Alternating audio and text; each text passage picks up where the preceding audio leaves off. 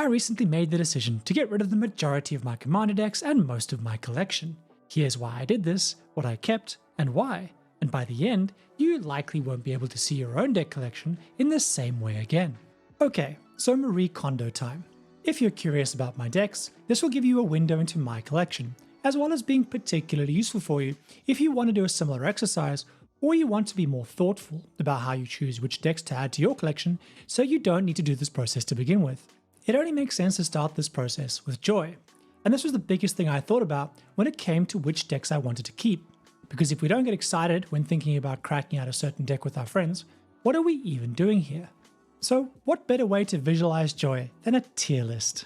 And in addition to ranking my beloved cardboard friends on pure unbridled joy, I'm also going to take into account the rough bracket power level I've built them for so that I end up with an array of decks that I can pull out for good experiences with my friends.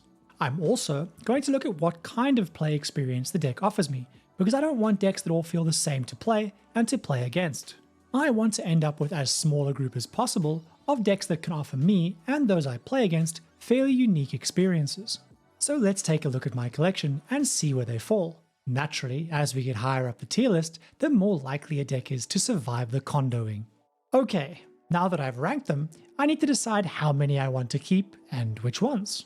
As someone that plays a lot of Commander and loves brewing, I don't think it's possible for me to have only a handful of decks. I also happen to have 5 2-slot deck boxes, so I decided on keeping 10 decks. And given I have 10 decks split between tiers S and A in my tier list, I think it's quite likely that those are the ones that I end up keeping. This leaves me with 10 decks in my paper collection that I absolutely love playing. No more confusion about what to play, and no feeling guilty about not playing decks that are gathering dust.